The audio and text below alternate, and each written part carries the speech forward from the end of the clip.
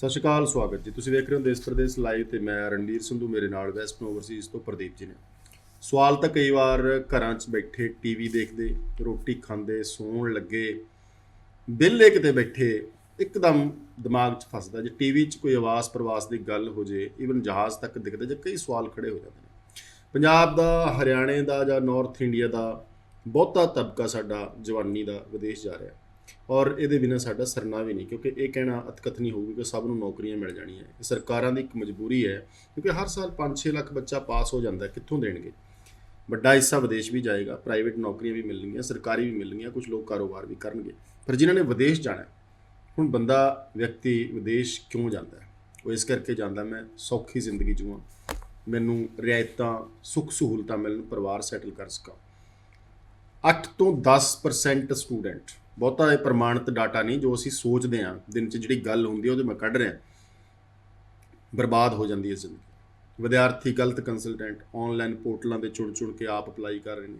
ਕਈ ਅਜਿਹੇ ਏਜੰਟਾਂ ਕੋਲ ਚਲੇ ਜਾਂਦੇ ਨੇ ਜੀ 24 ਘੰਟੇ 'ਚ, 8 ਘੰਟੇ 'ਚ ਆਫਰ ਲੈਟਰ ਨਕਲੀ ਹੁੰਦੀਆਂ ਨੇ। ਇਮੀਗ੍ਰੇਸ਼ਨ ਕਲੀਅਰ ਨਹੀਂ ਹੁੰਦੀ, ਨੰਬਰ ਘਟਾ ਵਧਾ ਕੇ ਵਿਦੇਸ਼ ਭੇਜ ਦਿੱਤਾ ਜਾਂਦਾ ਹੈ। ਜਦੋਂ ਵੈਸ ਕਰਾਉਣ ਦੀ ਵਾਰੀ ਹੈ, PR ਕਰਾਉਣ ਦੀ ਵਾਰੀ, ਅਗਲਾ ਬੈਨ ਲਾ ਕੇ ਜਹਾਜ਼ ਚੜਾ ਦਿੰਦਾ। ਇਹ ਮੈਂ ਇਸ ਕਰਕੇ ਡਰਾ ਨਹੀਂ ਰਿਹਾ ਤੁਹਾਨੂੰ ਕਿ ਵਿਦੇਸ਼ ਜਾਣਾ ਮਾੜਾ ਹੈ। ਮੈਂ ਇਹ ਗੱਲ ਕਰ ਰਿਹਾ ਹਾਂ ਕਿ ਜੇ ਸੁਪਨਾ ਲਿਆ ਤਾਂ ਸੁਪਨੇ ਨੂੰ ਪੂਰਾ ਕਰਨ ਵਾਸਤੇ ਆਪ ਥੋੜ੍ਹੀ ਜਿਹੀ ਮਿਹਨਤ ਕਰਿਆ ਕਰੋ। ਸ਼ੁਰੂਆਤ ਇੱਕ ਚੰਗੇ ਕੰਸਲਟੈਂਟ ਤੋਂ ਕਰਨੀ ਹੈ, ਆਪ ਉਹਦੇ ਨਾਲ ਕੋਆਰਡੀਨੇਟ ਕਰਨਾ ਹੈ ਕੀ ਫਾਈਲ ਦੇ ਵਿੱਚ ਲੱਗ ਰਿਹਾ ਹੈ। ਵਿਦੇਸ਼ਾਂ ਦੇ ਵਿੱਚ ਬੈਠੇ ਬਹੁਤੇ ਪੋਰਟਲ ਜਾਂ ਭਾਰਤ ਦੇ ਵਿੱਚ ਬਹੁਤੇ ਬੈਠੇ ਪੋਰਟਲ ਕੌਣ ਚਲਾ ਰਿਹਾ, ਕਿਵੇਂ ਚਲਾ ਰਿਹਾ, ਉਹਦੀਆਂ ਪਾਲਿਸੀਆਂ ਕੀ ਨੇ, ਕੀ ਤੁਸੀਂ ਉਹਨਾਂ ਦੇ ਖਿਲਾਫ ਕੱਲ੍ਹ ਕੋਰਟ ਦੇ ਵਿੱਚ ਜਾਂ ਥਾਣਾ ਕਚਹਿਰੀ 'ਚ ਜਾ ਸਕਦੇ ਹੋ? ਇੱਕ ਬਹੁਤ ਵੱਡਾ ਸਵਾਲ ਪੈਦਾ ਹੋ ਰਿਹਾ ਪੰਜਾਬੀਆਂ ਲਈ। ਸੈਂਕੜੇ ਸਟੂਡੈਂਟ ਸ਼ਿਕਾਰ ਨੇ ਜੀ ਇਸ ਚੀਜ਼ ਦੇ। ਇਹ ਨਹੀਂ ਹੈ ਕਿ ਪੋਰਟਲ ਦੇ ਸ਼ਿਕਾਰ ਨੇ, ਉਹਨਾਂ ਸਟੂਡੈਂਟ ਐਸੇ ਕੰਸਲਟੈਂਟ ਕੋਲ ਵੀ ਫਸੇ ਨੇ ਜਿਹੜੇ ਕਿ ਉਹਦੇ ਸੁਪਨੇ ਨੂੰ ਵੇਚਦੇ ਨੇ, 2-4 ਲੱਖ ਠੱਗਦੇ ਨੇ, ਉਹਨੂੰ ਨਹੀਂ ਪਰਵਾਹ ਕਿ ਉਹ ਜਾਂਦਾ ਕਿ PR ਹੁੰਦਾ। ਸੋ ਅਸੀਂ ਗੱਲ ਐਲੀਜੀਬਿਲਟੀ ਦੀ ਨਹੀਂ ਕਰਨੀ, ਅੱਜ ਅਸੀਂ ਇਹ ਕਰਨੀ ਹੈ ਕਿ ਅਪਲਾਈ ਕਰਨ ਵਾਲਾ ਜਿਹੜਾ ਤਰੀਕਾ ਹੈ ਉਹ ਕੀ ਸਹੀ ਹੈ, ਮੈਥਡੋਲੋਜੀ ਕੀ ਹੈਗੀ ਉਹਦੀ। ਇਸ ਤੋਂ ਪਹਿਲਾਂ ਆਉਂਦਾ ਹੈ ਆਇਲਸ, ਉਹਦੇ ਬਾਰੇ ਵੀ ਵੈਸਟਰਨ ਓਵਰਸੀਜ਼ ਵੱਲੋਂ ਜਿਹੜੀ ਮੁਹਿੰਮ ਹੈਗੀ ਆਇਲਸ ਰੇਲਜ ਟੈਸਟ ਦੀ ਉਹ ਚਲਾਈ ਜਾਏਗੀ। ਕੁਛ ਵਿਦਿਆਰਥੀਆਂ ਨੂੰ ਸਮਝਾਉਣ ਵਾਸਤੇ ਉਹਨਾਂ ਨੇ ਆਪਣੇ ਦਫ਼ਤਰ ਦੇ ਵਿੱਚ ਸੈਮੀਨਾਰ ਕਹਿ ਲਓ ਰੱਖੇ ਹੋਏ ਨੇ, ਕਾਉਂਸਲਿੰਗ ਰੱਖੀ ਹੋਈ ਹੈ। ਸੋ ਇਹ ਗੱਲਾਂ ਆਪਾਂ ਕਰਾਂਗੇ, ਤੁਸੀਂ ਸਾਡੇ ਨਾਲ ਜੁੜੇ ਰਹੋ। ਪ੍ਰਦੀਪ ਜੀ ਦੇ ਨਾਲ ਆਪਾਂ ਕੁਝ ਗੱਲਾਂ ਸਾਂਝੀਆਂ ਕਰਾਂਗੇ। ਸਵਾਗਤ ਹੈ ਤੁਹਾਡਾ ਜੀ। ਥੈਂਕ ਯੂ, ਸਤਿ ਸ਼੍ਰੀ ਅਕਾਲ। ਪ੍ਰਦੀਪ ਜੀ, ਮੈਂ ਲੰਮਾ ਹੀ ਗੱਲ ਨਾ ਕਰਾਂ, ਮੈਂ ਪਹਿਲਾਂ ਹੀ 2-2.5 ਮਿੰਟ ਲੈ ਗਿਆ। ਤੁਸੀਂ ਸਾਰੀ ਭੂਮਿਕਾ ਸੁਣੀ ਲਈ ਹੈ ਕਿ ਜਦੋਂ ਵਿਦੇਸ਼ ਜਾਣਾ ਹੈ ਕੰਸਲਟੈਂਟ ਦਾ ਆਸਰਾ ਲੈਣਾ ਹੀ ਪੈਂਦਾ, ਕਿਉਂਕਿ ਫਾਈਲ ਆਪ ਲਾਉਣੀ ਖਤਰਨਾਕ, ਘਾਤਕ ਵੀ ਸਾਬਤ ਹੋ ਜਾਂਦੀ ਹੈ, ਔਰ ਉਹਦੇ 'ਚ ਬੈਨੀਫਿਟ ਵੀ ਨਹੀਂ। ਕਾਲਜ ਬੱਚੇ ਨੂੰ ਕੋਈ ਕਮਿਸ਼ਨ ਨਹੀਂ ਦਿੰਦਾ, ਠੀਕ ਹੈ। ਦੂਸਰਾ ਹੁਣ ਇਹ ਆ ਜਾਂਦਾ ਕਿ ਜੇ ਵਿਚਾਰਾ ਉਹ ਟਰਸਟ ਕਰਦਾ ਤਾਂ ਉਹਨੂੰ ਨਹੀਂ ਪਤਾ ਕਿ ਮੈਂ ਚੰਗਾ ਕਿ ਤੁਸੀਂ ਮਾੜੇ ਹੋ ਕਿ ਮੈਂ ਚੰਗਾ, ਕੁਛ ਨਹੀਂ ਪਤਾ ਹੈਗਾ। ਉਹ ਚਲਾ ਜਾਂਦਾ, ਆਨਲਾਈਨ ਪੋਰਟਲ ਵੀ ਯੂਜ਼ ਕਰਦਾ ਹੈ, ਹਰ ਗਲੀ ਮੁਹੱਲੇ ਦੇ ਬੈਠੇ ਕੰਸਲਟੈਂਟ ਨੂੰ ਵੀ ਦੇਖਦਾ ਹੈ, ਅਖਬਾਰ ਵੀ ਪੜ੍ਹਦਾ ਹੈ, TV ਵੀ ਪੜ੍ਹਦਾ। ਆਪਾਂ ਬਹੁਤ ਵਾਰੇ ਗੱਲਾਂ ਵੀ ਕਰ ਲਈਆਂ, ਕੰਸਲਟੈਂਟ ਦੀ ਚੋਣ। ਕਿਹੜਾ ਸਟੈਪ ਹੈ ਸਟੂਡੈਂਟ ਦਾ? ਲਾਲਚਾਂ 'ਚ ਫਸ ਜਾਣਾ, ਲੈਪਟਾਪ ਦਾ ਦੇਣਾ, ਪੈਕੇਜਾਂ ਦਾ ਕਰਨਾ, ਭਾਵੇਂ 8 ਵਾਰੀ ਰਿਫਿਊਜ਼ਲ ਆ ਜਾਏ। ਇਹ ਕਿੰਨਾ ਵਧੀਆ ਤਰੀਕਾ ਹੈ ਕਿ +2 ਤੋਂ ਬਾਅਦ ਸਿੱਧੇ ਤੁਸੀਂ ਉਸ ਦੇਸ਼ 'ਚ ਚਲੇ ਜਾਂਦੇ ਹੋ ਜਿੱਥੇ ਦੁਨੀਆ ਦੀਆਂ ਸੁੱਖ ਸਹੂਲਤਾਂ ਹੈ, ਔਰ ਉੱਥੇ ਲੈਂਡ ਕਰਨ ਤੋਂ ਔਰ ਇੱਥੋਂ ਵੀਜ਼ਾ ਲੈਣ ਦੇ ਵਿੱਚ ਕਿਹੜੀਆਂ गलतियां करता स्टूडेंट? बहुत बढ़िया बर्निंग टॉपिक है सर जो आपने उठाया है, और रियली थैंक्स, आपने ऐसा कोई टॉपिक लिया है जिस पे रियली मतलब अगर मैं बात करूं तो शाम हो सकती है। देखिए माय डियर, बच्चा एब्रोड जाना चाहता है। कुछ बच्चे ऐसे, जैसे आपने बताया ऑनलाइन पोर्टल आ गए हैं, वो डायरेक्ट अप्लाई कर लेते हैं ऑनलाइन पोर्टल पे, जिसका कोई एग्जिस्टेंस ही नहीं है, पता ही लगता पीछे कौन बैठा है, कौन कर रहा है, कौन नहीं कर रहा है, कोई दफ्तर तो है नहीं। दूसरा, बहुत सारा बच्चा जो डायरेक्ट यूनिवर्सिटी में अप्लाई कर देता है, उसमें से यूनिवर्सिटी एंटरटेन तो कर लेती है, लेकिन बाद में जब बच्चे का फाइल लगाने का टाइम आता है, अब बच्चे ने तो कोई स्टडी नहीं कर रखी ना इस बारे में कि भाई वीज़ा लेने के लिए क्या क्या डॉक्यूमेंट कैसे रिक्वायर्ड है। एक आधा बच्चा सक्सेस भी हो जाता है कि चलो एम्बेसी की चेकलिस्ट निकाली, उसमें इसके हिसाब से अपनी फाइल बना ली और डाल दी। लेकिन बहुत सारे स्टूडेंट हैं जो इस चक्कर में फंस जाते हैं, चक्रव्यूह में, और बाद में उनका वीज़ा रिजेक्ट हो जाता है। फिर वीज़ा रिजेक्ट हो गया तो अब नेचुरल सी बात है, वो जब रिफंड प्रोसेस में आता है तो बच्चा फिर फंस जाता है कि 6-6 महीने 8-8 महीने से बच्चे की फीस फंसी रहती है, चाहे वो ऑनलाइन पोर्टल पे चला जाए और चाहे बच्चा डायरेक्ट अप्लाई कर ले। और जैसे आप कवर कर भी चुके हो कि एक जेन्युइन कंसल्टेंट के पास जाएगा बच्चा, तो उसकी बहुत ज़्यादा सर्विस चार्ज नहीं होते, वो बड़े एक नॉमिनल चार्ज करता है कि वो आपको सर्विसेज दे रहा है। और जितनी फीस आपने यूनिवर्सिटी को डायरेक्ट पे की है, उतनी ही फीस आप एजेंट कंसल्टेंट जेन्युइन कंसल्टेंट के थ्रू पे करोगे। मैं कनेडा जाना जी, मैं वैस्टर्न ओवरसीज के थ्रू अप्लाई करता, ਮੈਂ Yeah. ਆਪ ਵੀ ਕਰਤਾ। ਮੇਰੀ ਫੀਸ 10 ਰੁਪਏ ਵੀ ਤੁਸੀਂ ਭਰੀ, ਮੈਂ ਵੀ ਭਰੀ। ਉਹ 10 रुपए जो कट के ਤੁਹਾਨੂੰ 1 रुपया मिलता है, 10 मिलते हैं, पता नहीं, पर मेरे तो 10 ही लगने ने ना। जी जी, मैं वही कह रहा हूँ, डायरेक्ट स्टूडेंट अप्लाई करे तब भी वही फीस जानी है, कंसल्टेंट के थ्रू अप्लाई करे बट जेन्युइन कंसल्टेंट तब भी उतनी जानी है। आपको यूनिवर्सिटी ने कोई रिलैक्सेशन नहीं देनी है, लेकिन स्टूडेंट थोड़ा सा स्मार्ट बन जाते हैं और वो डायरेक्ट अप्लाई करते हैं, इसी चक्कर में वो फंस जाते हैं, बाद में उन बच्चों का वीजा रिजेक्ट होता है। ਜਿਹੜੇ ਤਾਂ ਚੰਗੇ ਹੀਲੇ ਵਸੀਲੇ ਕਰ ਲੈਂਦੇ, ਮੈਂ ਕਹਿੰਦਾ ਚੰਗਾ ਹੈ, पर 99% ठगी है ਇਹਦੇ ਚ। ठगी मैं बताता हूँ यहाँ पे, ये बड़ा लंबा टॉपिक है सर, इस पे मेरे को बीच में ठोकना मत जी। मेरे पास एक स्टूडेंट आता है 2-3 बार रिफ्यूज लेके, असिस्टेंट मैनेजर की पोस्ट पे था दिल्ली में, और वो साउथ का बच्चा था, 15 साल का उसका वर्क एक्सपीरियंस था, स्मार्ट बन के उसने डायरेक्ट अप्लाई कर लिया, रिफ्यूजल लेके वो मेरे को दिल्ली फेयर में मिलता है। सर लंबा लेट गया जाके कि सर मतलब मैं तो अपने आप को ना बहुत स्मार्ट समझता था और मैंने ये फाइल लगा ली, बचा लो बचा सकते हो तो मेरे को वीज़ा चाहिए। सर आप उसका अगर आप मेरे यूट्यूब चैनल पे उसका पढ़ा भी है, उसका टेस्टिमोनियल भी पढ़ा है, वो चीख के चिल्ला के बोल रहा है कि डायरेक्ट अप्लाई ना करें, डायरेक्ट अप्लाई ना करें, क्योंकि डायरेक्ट अप्लाई किया तब भी उतनी फीस थी, वैष्णो और अप्लाई की तब भी उतनी फीस थी, फायदा कुछ नहीं हुआ बल्कि ज़्यादा टेंशन में आ गए। तो माय डियर फ्रेंड, मैं ये नहीं कहता कि भाई आप रिसर्च मत करो, आप पूरे रिसर्च करो, ये आपको राइट है, बट मैं चाहता हूं कि पूरे रिसर्च करके एक जेन्युइन कंसल्टेंट के पास जाओ। जब आप 2, 4, 5 कंसल्टेंट के पास जाते हो, रिसर्च आपने कर रखे, तो आपको पता लगेगा कि कौन ठीक बोल रहा है, कौन गलत बोल रहा है। ये चीज होनी बहुत जरूरी है कि भाई एक जेन्युइन कंसल्टेंट के पास गए, और जेन्युइन कंसल्टेंट के पास आपको, ये आपका राइट है कि आपको पता होना चाहिए कि आपके पैसे कहाँ कैसे लग रहे हैं, लेकिन इसका मतलब ये भी नहीं है कि भाई आप डायरेक्ट अप्लाई करो और कल ने आप फंस जाओ। ठीक है, आप रिसर्च करें, जेन्युइन कंसल्टेंट के पास जाएं, उससे फाइल लगवाएं, थोड़ी बहुत सर्विस चार्ज से दे दो, कोई दिक्कत नहीं है। एक बच्चा तो एक आप और मैं डायरेक्ट ITR भर सकते हैं, इनकम टैक्स रिटर्न भर सकते हैं, लेकिन सर ये देखिए ना कि आपने और मैंने कोई इनकम टैक्स थोड़ी पढ़ रखा है, आप समझे, उसके लिए हमें CA के पास, प्रोफेशनल के पास जाना पड़ता है। तो सेम हेयर, आप एक जेन्युइन कंसल्टेंट जो प्रोफेशनल है, जिसने स्टडी की है इस बारे में, जो इमिग्रेशन लॉयर हैं, उन्होंने हाईली क्वालिफाइड एजुकेशन है, बार बार वो अब्रॉड गए हैं, यूनिवर्सिटीज के उन्होंने क्या नाम है फेम ट्रिप लिए हैं, इधर से हाई कमीशन से ट्रेंड है, यूनिवर्सिटी कॉलेज से ट्रेंड है, तो वो सारी की सारी चीजें कंसल्टेंट, प्रोफेशनल कंसल्टेंट के पास ही हो सकती है। तो इस चीज का आपने फायदा उठाना चाहिए, डायरेक्ट अप्लाई ना करें किसी डायरेक्ट पोर्टल पे, या डायरेक्ट आप अप्लाई करेंगे यूनिवर्सिटी कॉलेज पे तो फंसेंगे। अब ऑस्ट्रेलिया वेरी सुन एक बहुत बड़ा चेंज करने वाला है, जब ये डायरेक्ट की बात ही चल रही है, तो बीइंग एरी मेंबर हमने रिकमेंडेशन भी दी है हाई कमीशन को कि आप डायरेक्ट स्टूडेंट को जब आप यूनिवर्सिटी लेती है तो वहाँ बहुत सारे कंसल्टेंट फेक डॉक्यूमेंट डाल के स्टूडेंट के नाम से डाल देते हैं।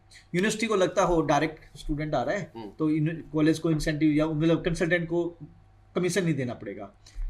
मैक्सिमम से मैक्सिमम जो बच्चे डायरेक्ट अप्लाई कर रहे हैं, पाया गया है कि उनके फेक डॉक्यूमेंट पकड़े गए कंसल्टेंट के थ्रू।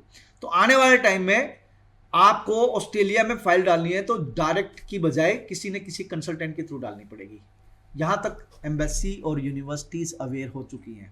तो माय डियर, मैं तो यही कहूँगा कि डायरेक्ट की बजाय किसी प्रोफेशनल कंसल्टेंट का आप फायदा उठाइए और उसके थ्रू फाइल लगाइए। वो आपके एंड तक मतलब आपकी PR सेटलमेंट तक आपकी हेल्प करेगा। मैं एक केस कई बार इस मंच ਤੇ ਡਿਸਕਸ ਕਰ ਲਿਆ। ਜ਼ਰੂਰੀ ਨਹੀਂ ਕਿ ਠੱਗੀ ਆਨਲਾਈਨ ਹੀ ਹੁੰਦੀ ਹੈ, ਠੱਗੀਆਂ ਇੱਥੇ ਵੀ ਬਹੁਤ ਨੇ।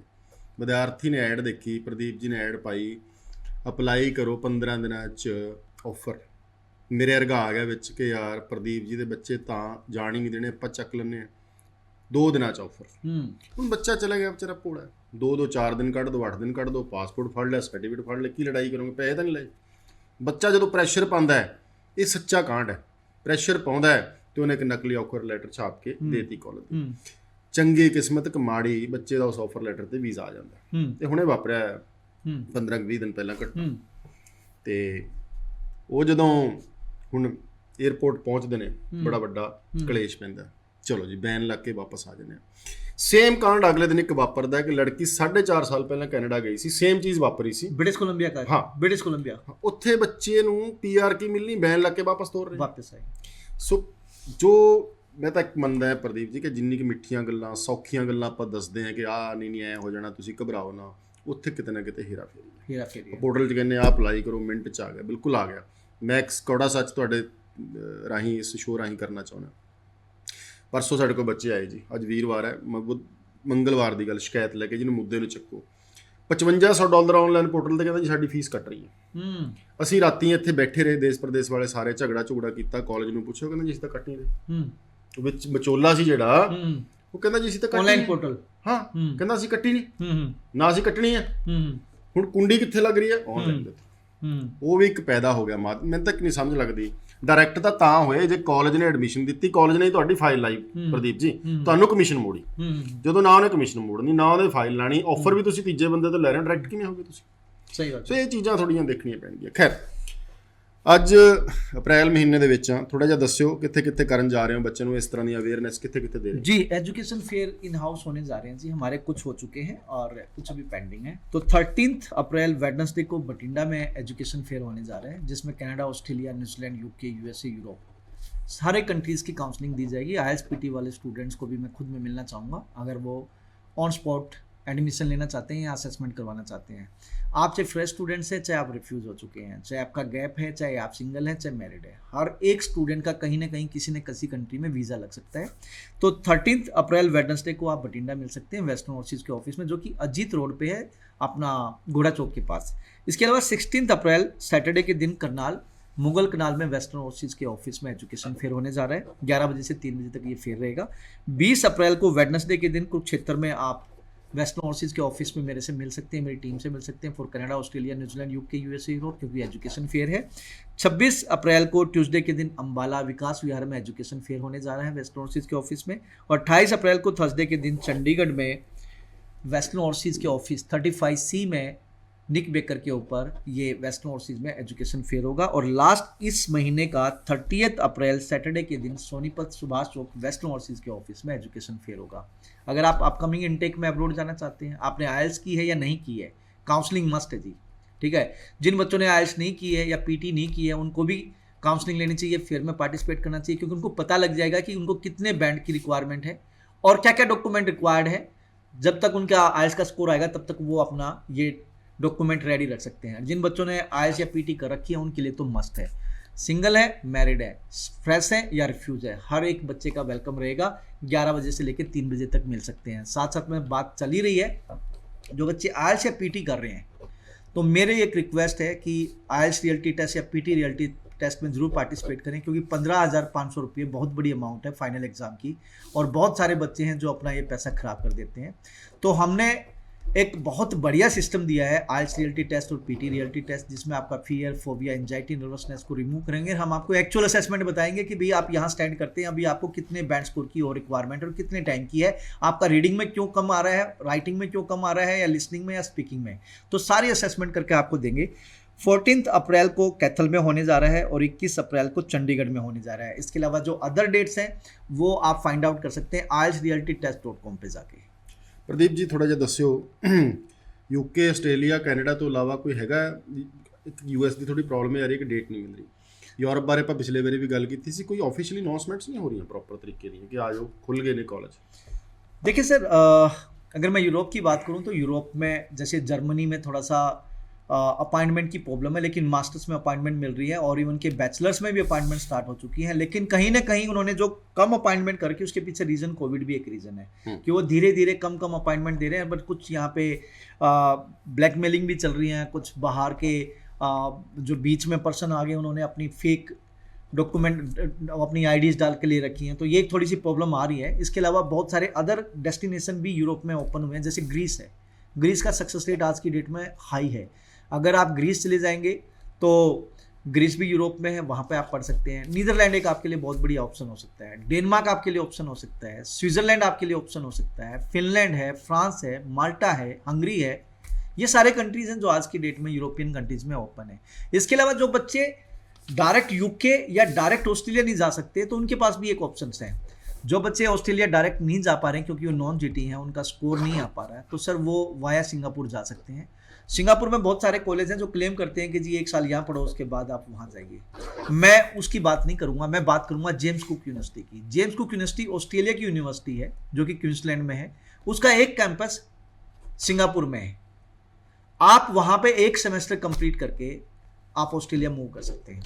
अगर आप डायरेक्ट नहीं क्वालिफाई कर पा रहे, आपके पास फंड पुराने नहीं हैं, आपके पास बैंड स्कोर कम है, परसेंटेज कम है, थोड़ा बहुत गैप हो गया है, तो आप सिंगापुर जा सकते हैं।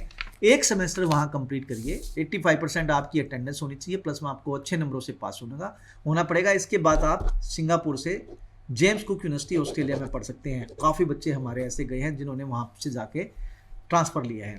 ऐसे ही अगर यूके आप डायरेक्ट नहीं जा पा रहे तो आपको मैं 2 ऑप्शन देना चाहूँगा। बहुत ऐसी कैटेगरी है बच्चों की जो डायरेक्ट नहीं जा पा रही लेकिन उन्होंने यूके जाना है। पहला ऑप्शन है यूनिस्मार्टर। यहाँ पे हम एक यूनिवर्सिटी का आपको कोर्स कराएंगे और 3-3.5 महीने का कोर्स है, ऑनलाइन आपको पढ़ना होगा। बाहर के यूनिवर्सिटी के डेलीगेट्स भी पढ़ाएंगे, साथ साथ में इंडियन टीचर भी होंगे जो आपको हेल्प करेंगे। तकरीबन हफ्ते में 2 या 3 दिन की क्लास होगी। और आईएलटीएस भी मत करिए, यूनिवर्सिटी का ही टेस्ट है, वो टेस्ट क्लियर कर लीजिए, आपका नेक्स्ट सेमेस्टर में यूके का वीजा आ जाएगा। और अगर आपका वीजा नहीं आता तो जितनी फीस आपने पे की है वो भी रिफंडेबल है।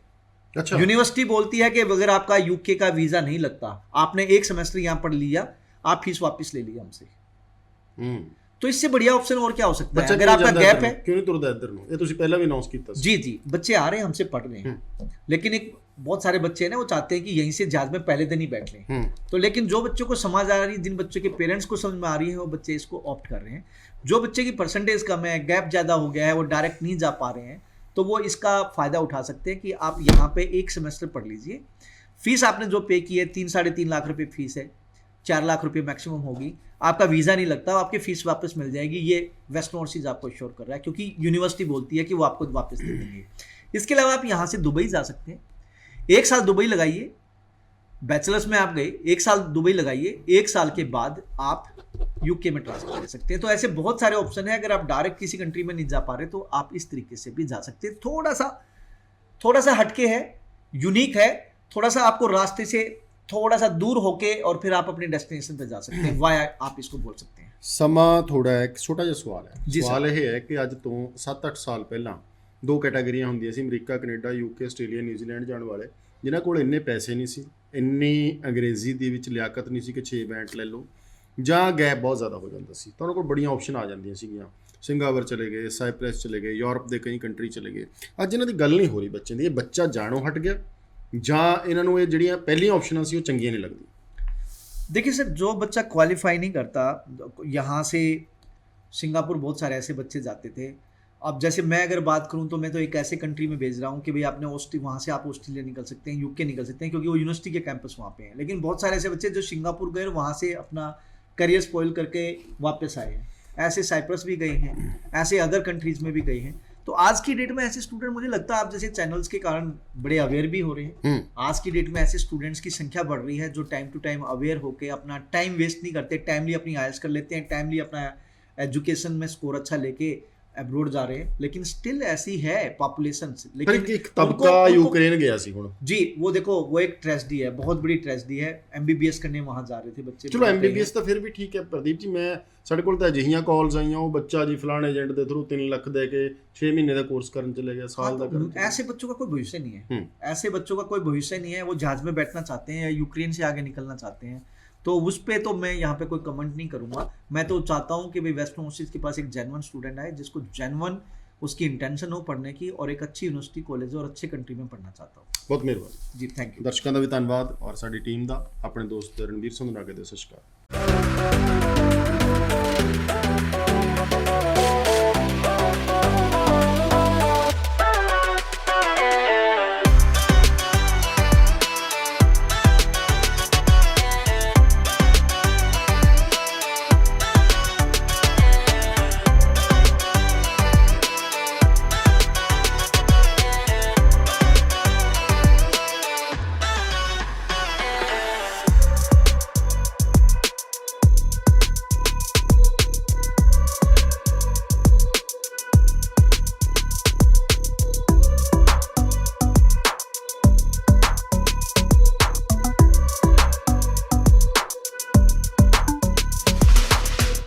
So we are done with one other IELTS test at Jalandhar. I have a candidate who has just come out after giving her examination. Ma'am, what's your name? My name is Aarti Devi. My name is Girisha. My name is Pinku Kumar. My name is Sonali Sharma. Kuljit Kaur. My name is Amandeep Kaur. And what's your name, dear? My name is Kulvinder Kaur. So both of you coming from which place? I'm from Jalandhar. I'm also from Jalandhar city. I'm from Hoshiarpur. I'm from Ludhiana. I'm from Hoshiarpur. I come from Noor Mahal. So very simple question. How was your overall experience after appearing into this IELTS CLT test today? My overall experience is very good. I think this test is going to boost my confidence in the final exam. It was a very nice experience. Experience was brilliant. It was just great experience. The overall experience after appearing in this exam is really amazing. मेरे को बहुत अच्छा लगा क्योंकि यहाँ पर मेरे को बहुत अच्छी नॉलेज मिली कि कैसे एग्ज़ाम अटैम्प्ट करना है और ये काफ़ी बेनिफिशियल है कैंडिडेट्स के लिए। फ्रेंड ने बोला था, मैंने तो बोला था कि मैं चलो पेपर दे देता हूँ, तो मैं तो उसके बाद तू ट्राई कर ले। मेरे को डर लग रहा था उस टाइम कि मतलब कि पेपर दूंगा कर मैं IELTS नंबर ना है, तो मेरे को डर बहुत था। फिर दोस्तों के बाद ALT टेस्ट है तो ये ट्राई करके देख, तो इसमें किया, मेरा बिल्कुल डर हट गया, मेरा एग्ज़ाम भी अच्छा गया है। It was really a wonderful experience. Even all the staff members of Western Overseas are really very cooperative, and it really gives us a feeling of that we are sitting in a real exam. And definitely it will boost our confidence level when we will going to sit in a real exam. So it is really helpful and great step by Western Overseas. I was not thinking like these kind of facilities will be here, because I was thinking like if we are paying the less fees, there will be not much facilities which are mostly provided by the other institute. So the facilities are really good, and another thing is that the team was very cooperative. They cooperate us within each and every time. Also the test happened like in a very good manner, so that we can think the like a real exam will be going to same like this. I'll just come back to you because it's a time based process and बहुत ज़रूरी है कि आपका जो test है उसका एक stage है कि इस समय पे ये हो जाएगा, उस समय पे हो जाएगा। क्या लगता है टाइम मैनेजमेंट फॉलो हुआ था? Well, and I think time management is very important, and time management बहुत अच्छे से हुई because क्योंकि जितना हम सोच रहे थे expectation से ज़्यादा था, is more than expectations, and also जो हम टाइम मैनेजमेंट्स के साथ चल रहे थे उसमें ये था कि हमको प्रेशराइज था कि हम अपना टास्क पूरा कर सकेंगे या फिर अपनी रीडिंग पूरी कर सकेंगे या नहीं कर सकेंगे। मतलब ये सारा सिस्टमेटिक वे के साथ था कि हमें ऐसा बिल्कुल भी नहीं लगा कि 1 मिनट भी हमारा वेस्ट किया है। Do you think we were able to create what we committed, the real exam environment? हाँ, the atmosphere was same ambience you people are providing, and you really stay on your words. Whatever you have committed, you really did it. The environment that we saw here, it was really amazing. Like all the staffs are like doing their work very quickly in a very clean manner, and another thing is that they are cooperating with each other. So I think Western Overseas will be like greatly can do this thing. Thanks for the appreciation, mate. Mock test का setup और इस setup में क्या compare करते हो? बहुत फ़र्क है। वहाँ पे हम थोड़ा कंफर्टेबल हो जाते हैं टाइम टू टाइम, बट यहाँ पर एकदम अलग सा एटमॉस्फेयर है जैसा कि रियल एग्ज़ाम में होता है। सो मैं बहुत कॉन्फिडेंस फील कर रही हूँ after the exam. Test is a simple test and like a class test. Mock test से ज़्यादा ये वाला टेस्ट ज़्यादा बेनिफिशियल है क्योंकि यहाँ पर हम ऐसे रियल एग्ज़ाम वाली फीलिंग लेते हैं। क्या लगता है ज़रूरी है कि ऐसा सेटअप में आके एक बार देख लें? बहुत ज़रूरी है कि मतलब हर एक बच्चे को पता होना चाहिए कि कैसे हमने पेपर का वो करना है, फेस करना है, क्या उस मतलब एटमॉस्फेयर कैसा है। तो हर एक बच्चे को ये मैं रिकमेंड करूँगी कि ये एग्ज़ाम ज़रूर देखो, ये बहुत बेनिफिशियल होगा हर एक के लिए। First, I'll suggest everyone to try it once, as it will be helpful for them, and paying for 15,000 is a very much amount, and they must try it, and it is affordable, I think. When are you planning for your main exams? So for myself, I'm planning for April or in the first week of the May. Renu, first of all, thank you so much for your participation and feedbacks. Wishing you all the very best for your final testings. Thank you so much.